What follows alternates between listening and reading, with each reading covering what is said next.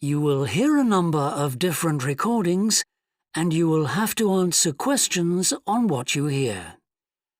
There will be time for you to read the instructions and questions, and you will have a chance to check your work.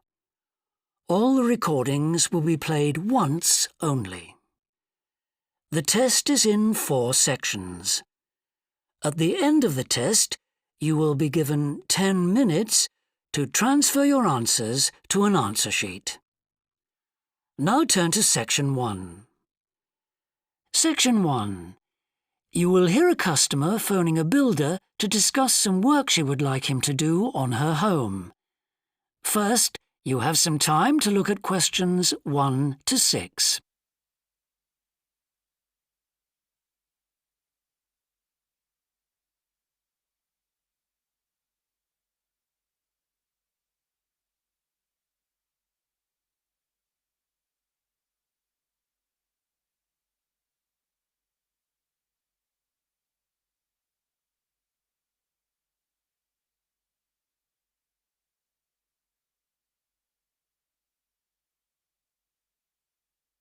You will see that there is an example that has been done for you. On this occasion only, the conversation relating to this will be played first. Thorndike's? Good morning. Is that Mr. Thorndike? Speaking. How can I help? I've got quite a few things which need painting and fixing in the flat, and I wonder whether you'd be able to do the work. I'm sure I'd be able to help, but let me take down a few details. Yes, of course. Well, firstly, how did you hear about us? It was my friend May Hampton.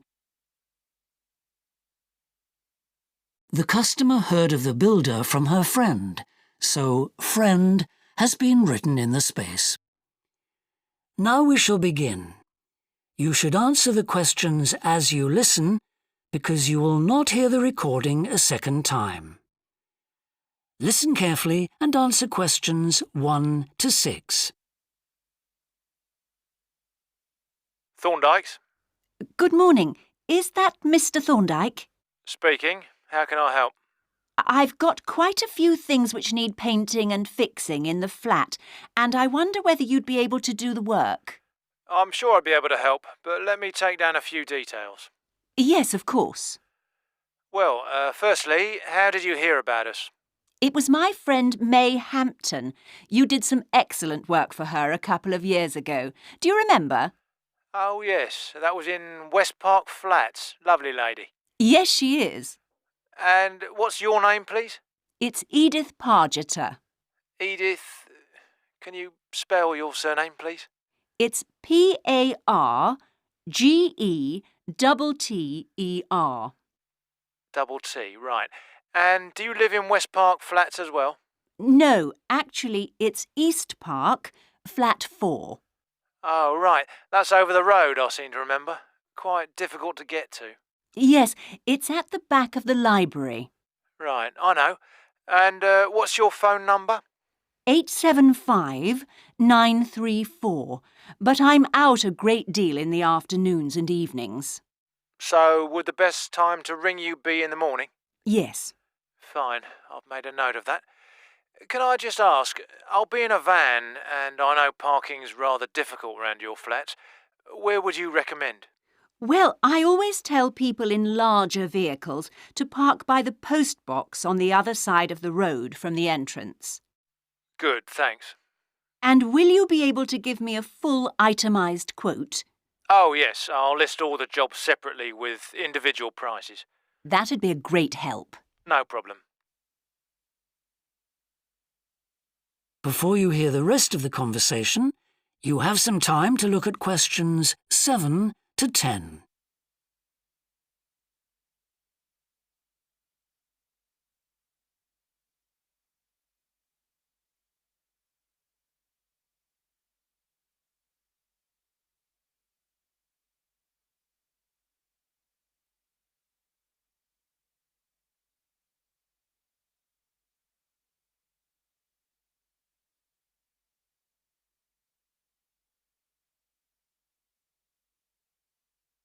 Now listen and answer questions 7 to 10. Now, what would you like me to do? Firstly, and most urgently, is in the kitchen. With all the weather damage, the glass in the door has cracked and I'd need that fixing. I presume you mean replacing? Oh, yes, and as soon as possible. What I'll do is come round tomorrow morning and do that immediately. Oh, thank you so much. The other things aren't so urgent, but, Now, I'll make a note of everything you want doing. well, in the kitchen, I'd like some painting doing. All the kitchen walls? Just the area over the cooker. It's very greasy. Right, it does tend to get that way. Yes. Well, if you want a proper job done, what I'd need to do is strip the old paint and plaster it about a week before I paint it. Of course. Now, May tells me you also do work in the garden. That's right. Well, I'd like you to replace a fence. Just one? Yes, at the far end. Fine, shouldn't be a problem. And that's the lot. Fine. Yeah, as I say, I can come round tomorrow morning to look over things with you. Well, that's great, thank you. So, I look forward to seeing you tomorrow at... That is the end of section 1. You now have half a minute to check your answers.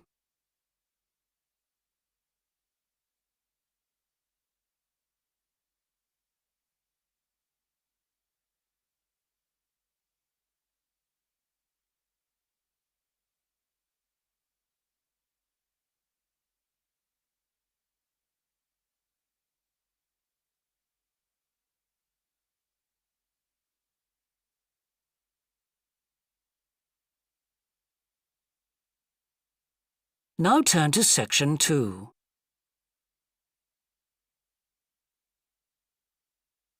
Section 2. You will hear a recorded talk giving an introduction to the historical theme park of Manham Riverport in England. First, you have some time to look at questions 11 to 15.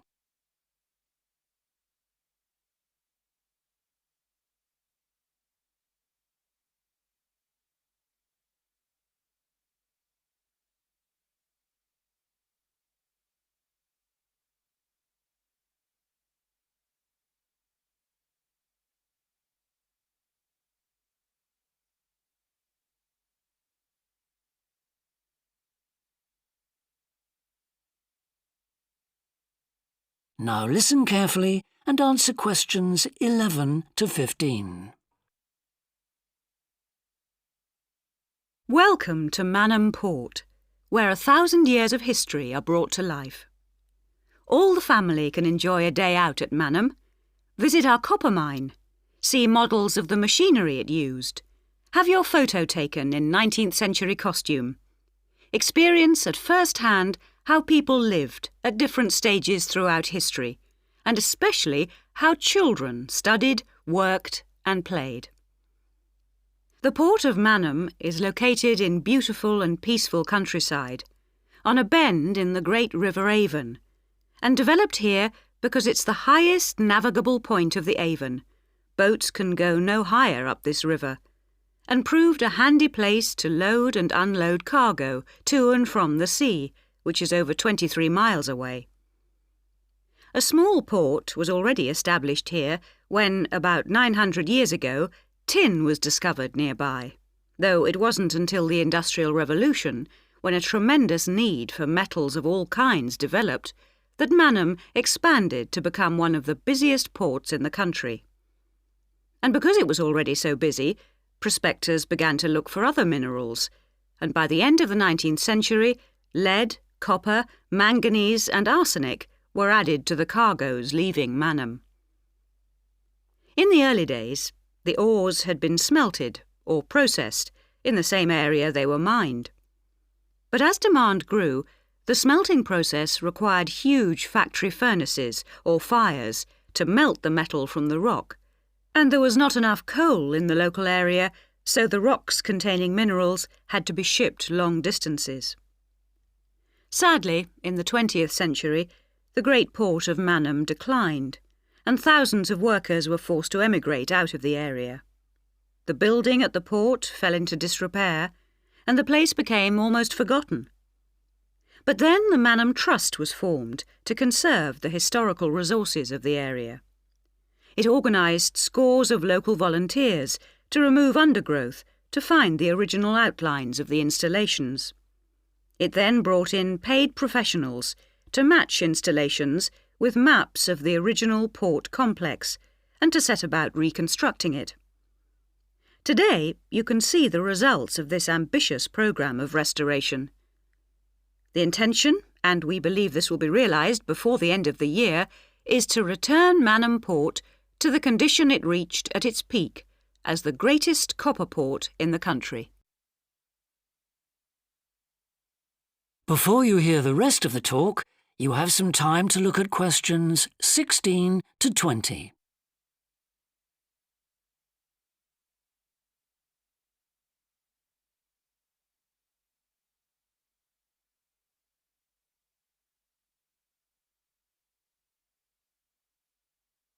Now listen and answer questions 16 to 20.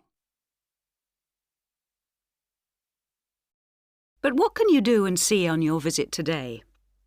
Here are just a few highlights. We suggest you start with the visit to the copper mine. Travel on converted mining trains and journey into the depths of the mountain along seams once worked by hundreds of miners. Watch out especially for the great pumping machines which rid the mine of water. But please be warned that, like all mines, ours is very dark and closed in, and we do say that children under 5, and also dogs, should not be taken into the mine. The next recommended visit is to the village school.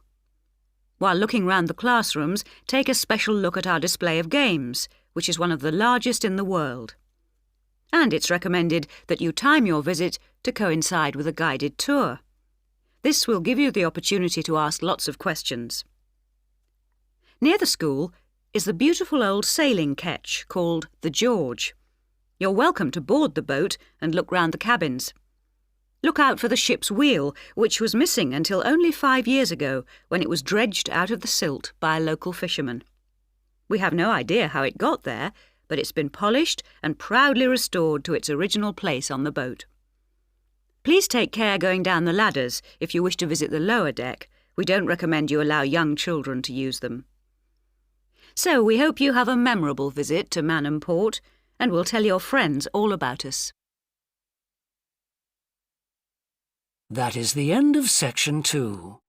You now have half a minute to check your answers.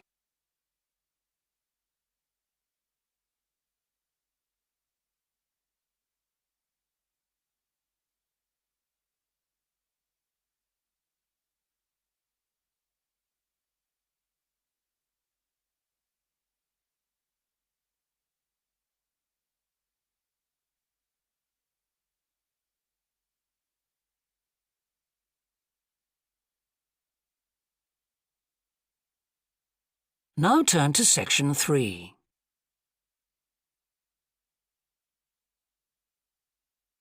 Section 3. You will hear 2 psychology students called Tim and Laura talking about Laura's work placement. First, you have some time to look at questions 21 to 24.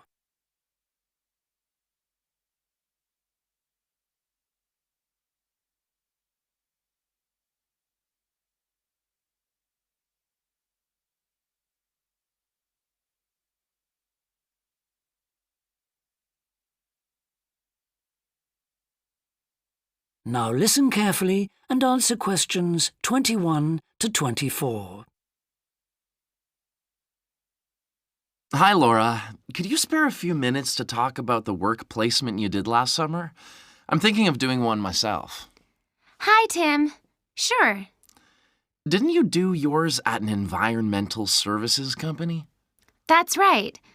It's only a very small company, and they needed someone to produce a company brochure. And I wanted to get some business experience because I'm interested in a career in occupational psychology in a business environment. It was good, because I had overall responsibility for the project. What kind of skills do you think you developed on the placement? I mean, apart from the ones you already had. Did you have to do all the artwork for the brochure, the layout and everything? We hired the services of a professional photographer for that.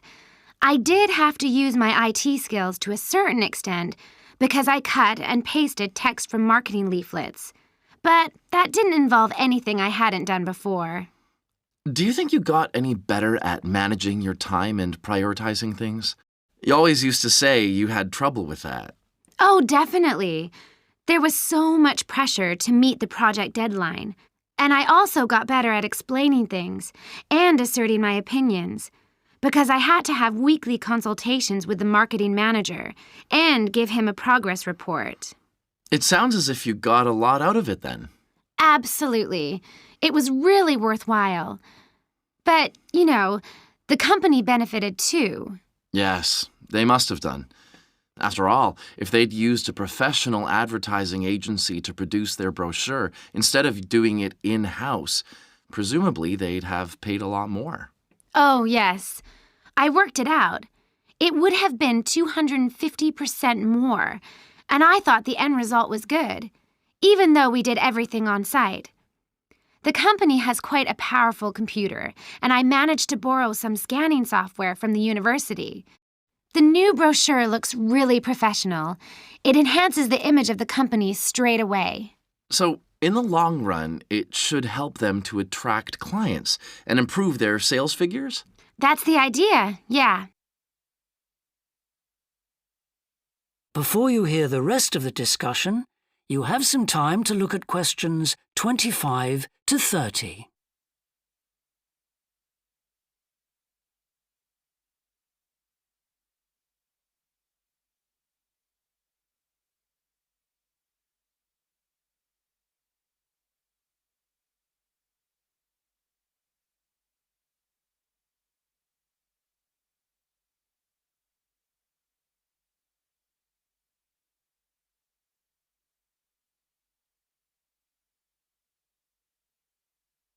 Now listen and answer questions 25 to 30. Well, all in all, it sounds very positive. I think I'll go ahead and apply for a placement myself. How do I go about it?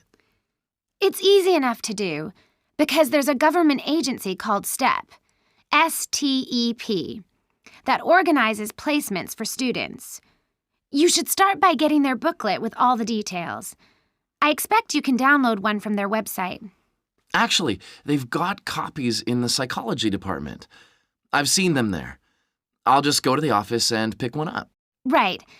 And then, if I were you, after I'd looked at it, I'd go over all the options with someone. I suppose I should ask my tutor's advice. He knows more about me than anyone. One of the career officers would be better.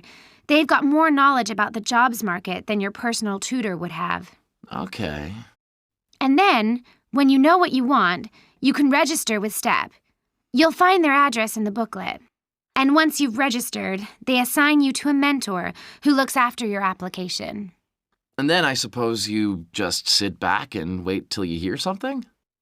They told me at the careers office that it's best to be proactive and get updates yourself by checking the website for new placement alerts.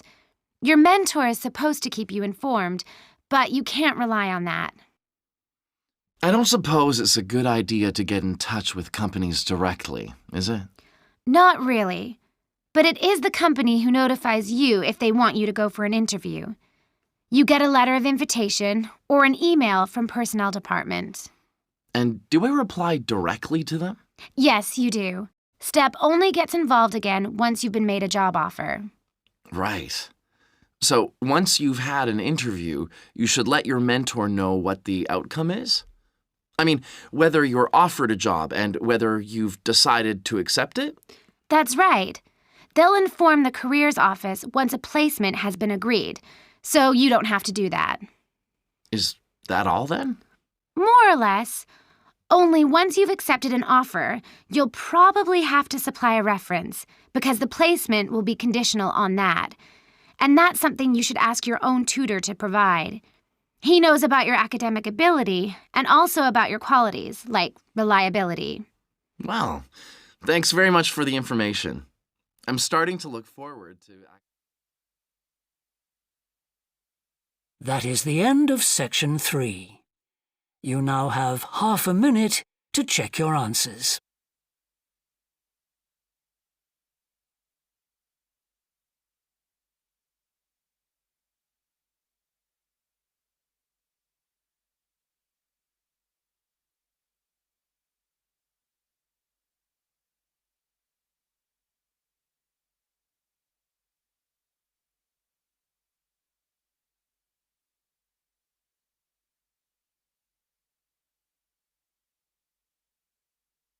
Now turn to section 4.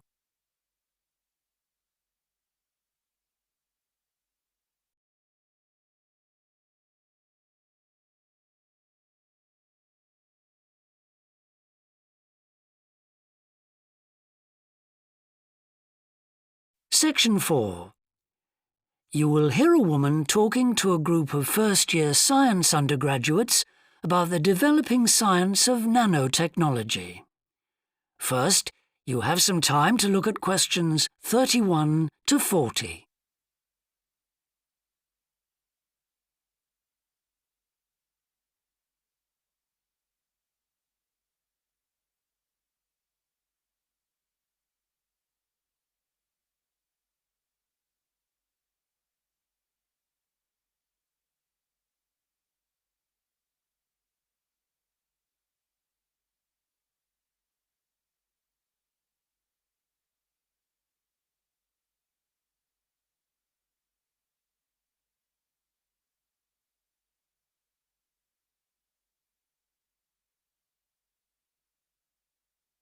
Now listen carefully and answer questions 31 to 40. Today we're going to look at an important area of science, namely nanotechnology. So, what is it? Nano means tiny, so it's science and engineering on the scale of atoms and molecules. The idea is that by controlling and rearranging atoms, you can literally create anything. However, as we'll see, the science of the small has some big implications, affecting us in many ways. There's no doubt that nanotechnology promises so much for civilization.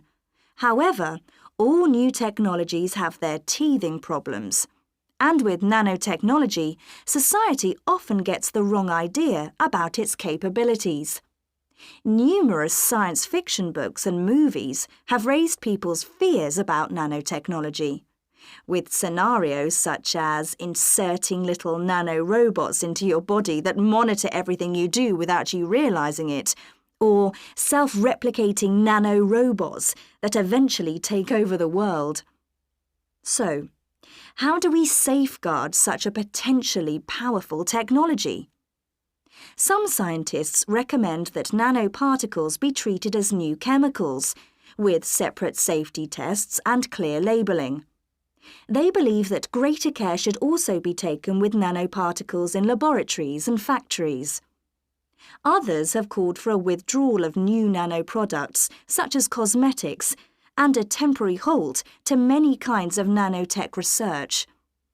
But as far as I'm concerned, there's a need to plough ahead with the discoveries and applications of nanotechnology. I really believe that most scientists would welcome a way to guard against unethical uses of such technology. We can't go around thinking that all innovation is bad, all advancement is bad. As with the debate about any new technology, it is how you use it that's important. So, let's look at some of its possible uses.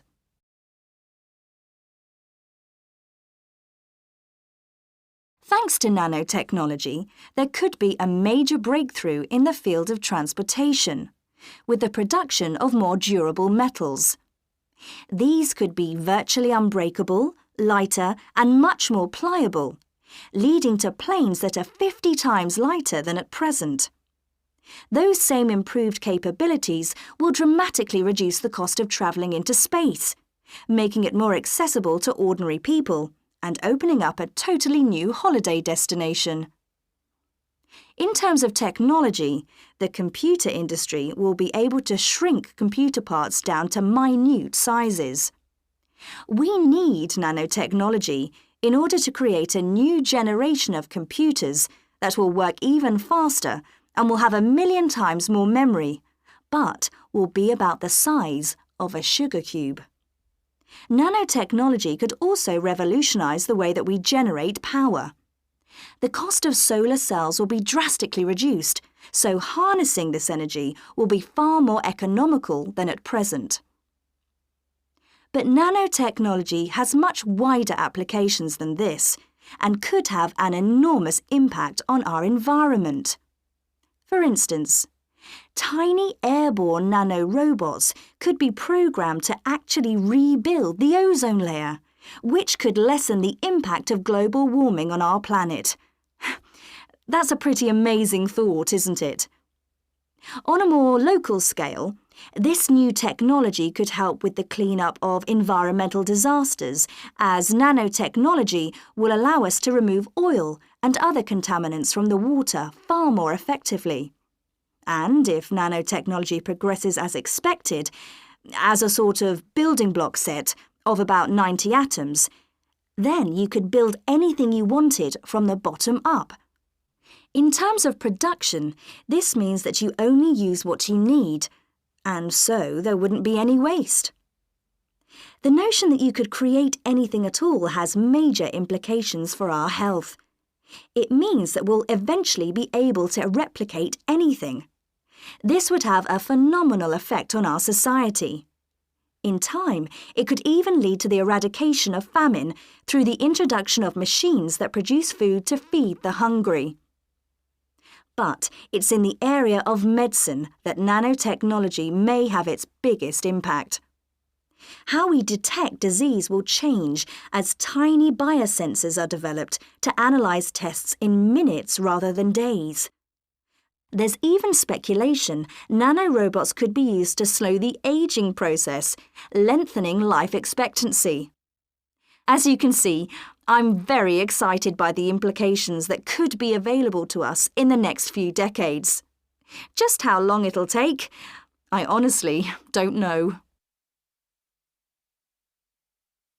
That is the end of section 4. You now have half a minute to check your answers.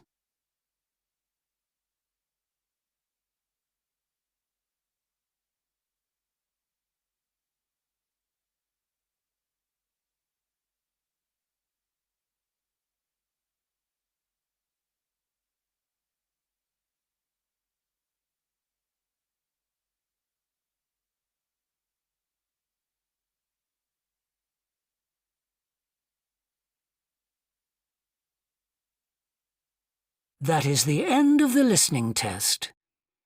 In the Ielts test, you would now have 10 minutes to transfer your answers to the answer sheet.